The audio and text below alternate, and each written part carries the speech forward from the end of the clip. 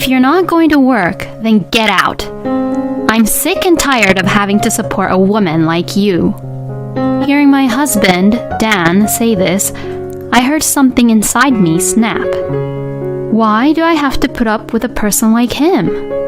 To a man who makes fun and looks down on people just so that he could feel superior. Actually, I don't need this kind of man in my life. My name is Louise. I'm a 36-year-old housewife. I work from home and I'm a freelance illustrator. I originally went to an art university because I love to draw, and after graduation, I worked for a company which specialized in designs. Then, when I turned 30, I took the courage to start my own business. I decided to do this in order to express freely and also express my own way. At the time, I was single and thought, it's my life, so I'll do what I want with it. But I met my current husband, Dan, through a friend of mine, and Dan and I got along very well with each other. We decided to get married, and a year later, we were a married couple. The company where Dan worked for had branches all over the world, and he traveled around as a salesman. Because of his difficult tasks at his work, Dan wanted me to be a full-time housewife. So I temporarily stopped working as an illustrator after our marriage. It is true that Dan worked overtime and traveled a lot, and someone had to take care of the house while he was gone. Now that we have become a married couple, we have to support each other properly. That's how I felt, and I understood the situation, so I had no complaints about quitting my job. I thought that I could continue to study drawing illustrations while being a housewife, and when the time comes, I can resume being an illustrator again. I love my husband because I was able to think about this situation in a positive way, and I knew that he also loved me. We trusted each other like this and had no worries or complaints about anything. But then came a turning point to our marriage. Dan was officially assigned to a new sales office, and it was also decided that he was put in charge as the general manager for the new office.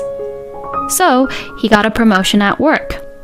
This also meant that he wouldn't be transferred frequently, and we would need to settle down in the new city. We can finally live a settled life. We had always been moving to new places in less than a year because he got transferred frequently, and we were both getting tired of living in an unfamiliar place and moving around so much. But now, we could finally settle down and live in the city, and we were both happy. Until now, I have been too busy to think of anything else but supporting Dan. But from now on, that wouldn't be the case. I might even be able to work again. Unfortunately, though, it didn't work out that way. After the transfer, Dan was busy taking over and setting up the new branch office, and he had a very busy schedule at work. On top of that, a problem occurred. The rent fee at the new location was higher than we had expected. It wasn't impossible for us to live on Dan's salary alone, but we were barely making ends meet. And Dan's company didn't provide any rent allowance as one of the benefits, so we had to pay out of our own savings. If I think about the future, I wanted to make savings.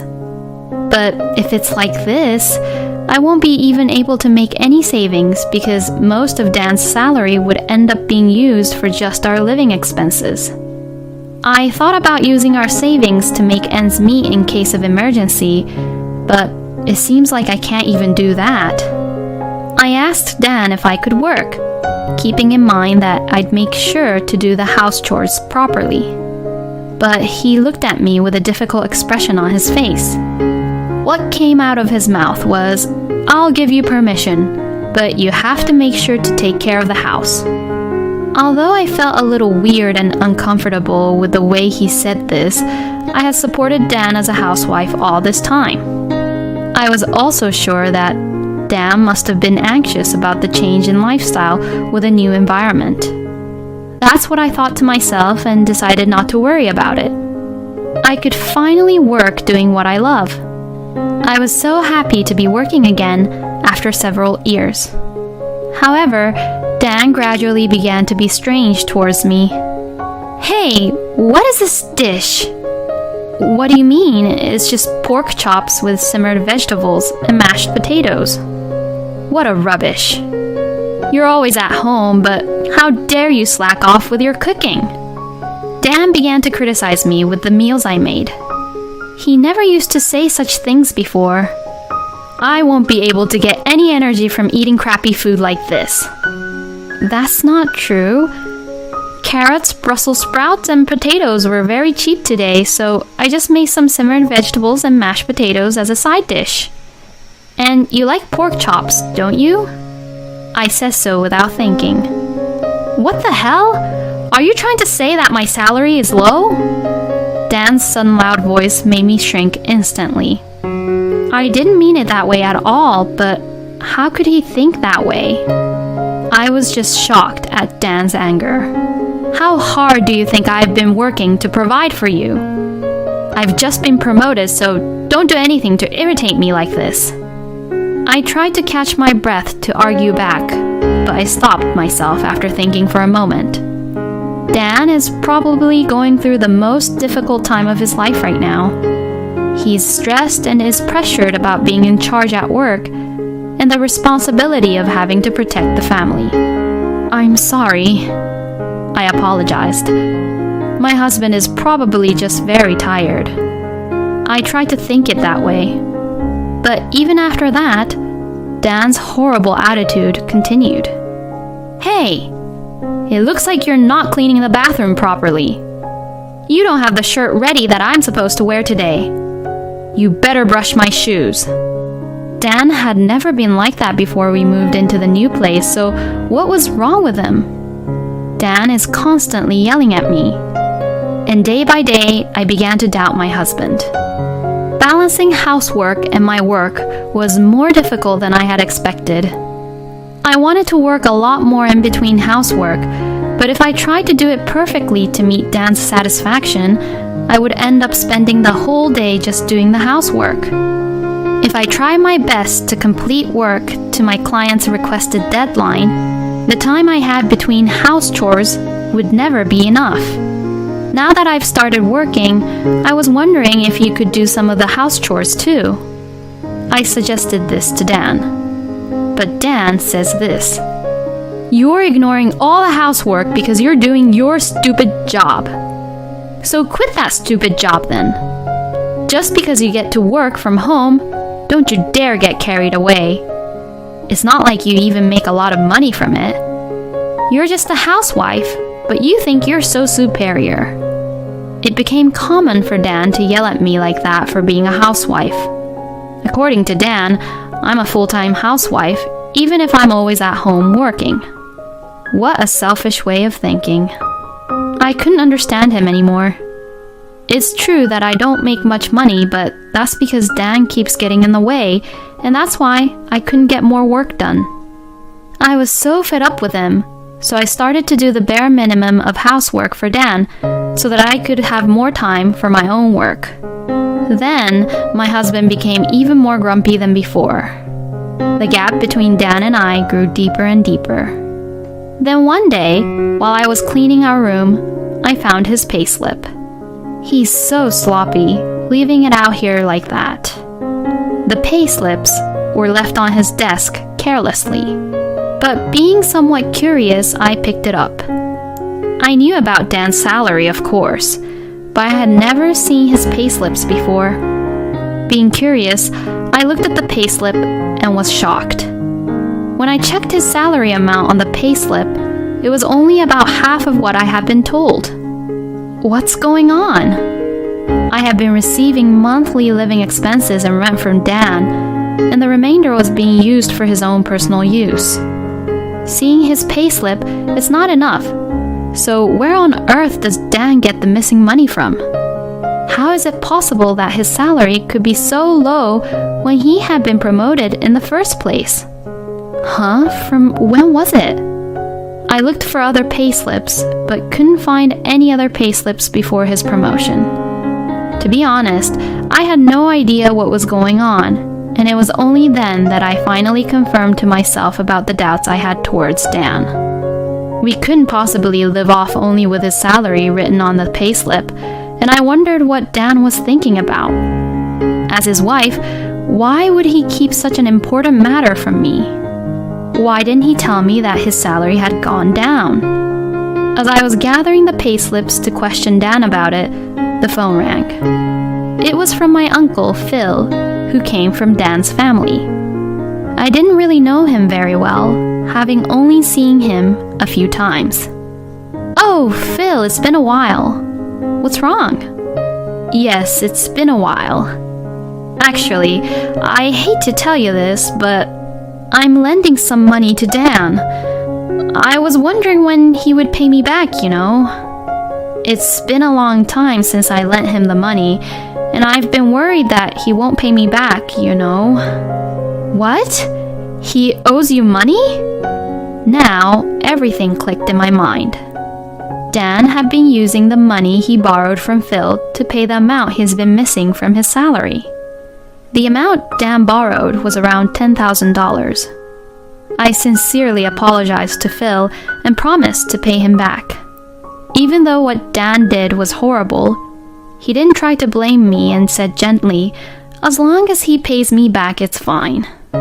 I had run out of patience with Dan. That night, I didn't tell Dan about his debt or that I had seen his payslip, but I felt anger towards Dan rising in me. He had been looking down on me about being a housewife and making me do a lot of house chores and even interrupting me from doing any remote work all this time. That day, Dan still kept on being verbally abusive. "When will you learn to do proper housework? The meal isn't even tasty. The living room is dirty.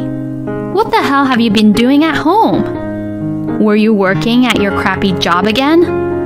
It's really easy being a housewife, isn't it? Don't you realize that what you're saying is contradictory? I'm cooking and cleaning as much as you, aren't I?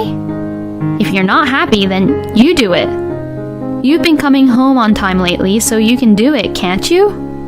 When I argued back, Dan slammed the desk. "Since when did you become so bossy? Don't you dare get carried away like this. Who do you think even provides for you anyway?" I argued back. "What's so bossy about it? I'm doing my part. So what about you?" I glared at Dan as I argued back. I don't have to put up with a person like him anymore. I don't care what he says. I don't care what happens anymore. With that thought in mind, I argued. But Dan doesn't try to back down.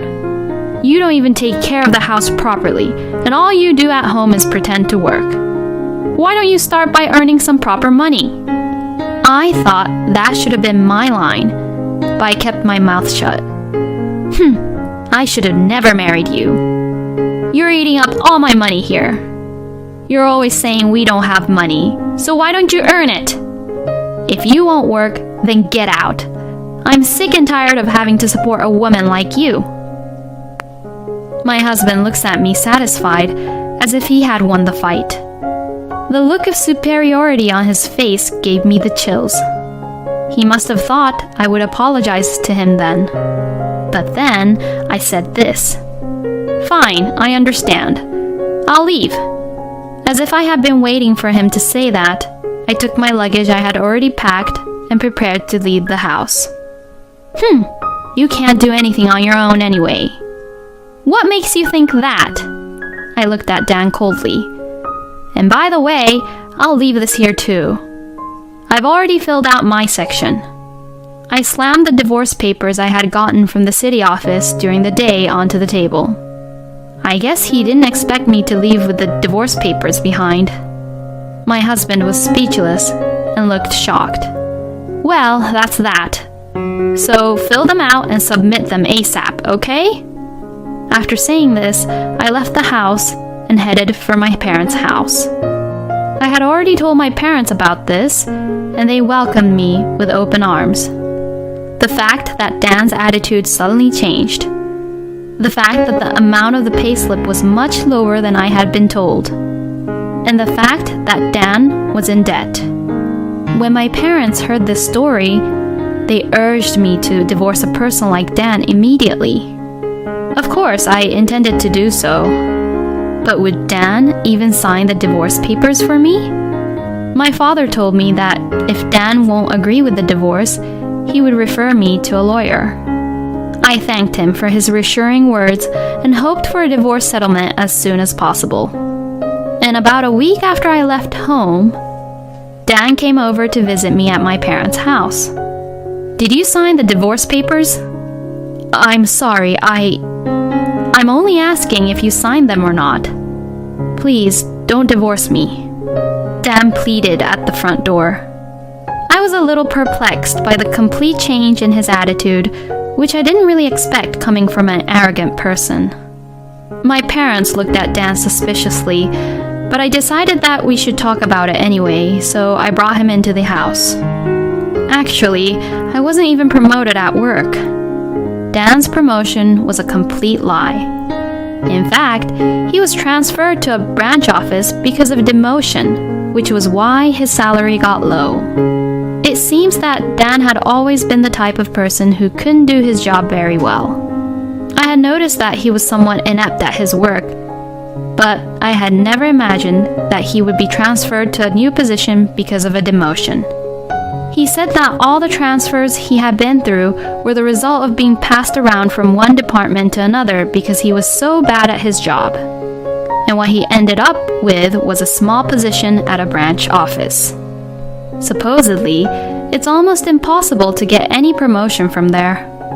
Dan, who is too proud of himself, couldn't talk to me about these things and ended up faking it as a promotion. Having lost his position at the company, Dan, who had no other source of support but only from his home, began to maintain his pride by acting arrogant, looking down on me, and being superior by verbally abusing me. I thought that I was a great husband just because I got to support you as my housewife. Dan was disturbing my work and making fun of me in order to maintain his pride.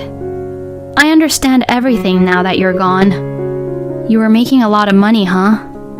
Just before I left a copy of my own bank book in Dan's room intentionally.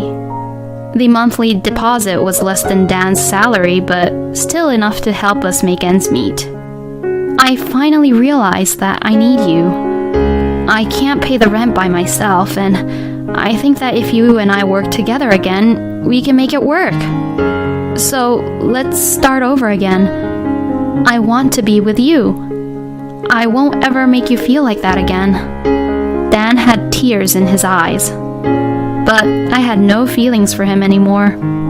If you can't afford the rent, why don't you just move out? There are cheaper rooms to rent for one person. And what about your debt? Don't you have to pay Phil back? I said, and my husband looked confused and asked, "How do you know that?" Even after all this time, he was still hiding the debt from me and trying to start over. He really is a helpless person. I know you were getting by with the money you borrowed from Phil because of your low salary. But if you really wanted to start over with me, don't you think that I had the right to know about your debt? I said that to Dan, and my father also joined in. You're being too dishonest, Dan. I can't trust my daughter to you anymore. The same goes for your debt. What were you trying to do without telling Louise about it? Hearing this, Dan remained silent. So I continued. If you don't agree to the divorce, I'm going to lawyer up. Your verbal abuse, everything that you've said to me, will be a perfect evidence for me to get a divorce from you. I also have proof, so be prepared. At my words, Dan understood the situation and took the divorce papers out of his bag. I really can't take it back, huh? It's too late. We are strangers now. I received the divorce papers from Dan. We didn't have much common property, and we always split our savings. We also moved out of the room we were living in, and it seems like Dan resigned from his job. The rumor of divorce spread at the company, and it became even more difficult for him to work there. Dan has been steadily paying off his debt to Phil while working a part-time job. After the divorce, Dan contacted me several times. I still want to start over with you. Since we divorced, nothing is going well at all. I realized that you were the only one who was on my side. Hey, it's not too late now. All the requests to get back together from Dan gave me the chills, so I changed my phone number. If Dan had put aside his pride and everything else and told me the truth at that time, we might have tried to start over together. But it was too late. I won't ever forgive his verbal abuse towards me, and the affection I had for him is long gone. I'm glad I left him. After that, I resumed my work as an illustrator. I'm very busy, but I'm enjoying every day. Now that I'm finally free, I have a bright future ahead of me. My work is like my lover now. I never thought that the courage and decision I made at that time would change my life so drastically. You only live once.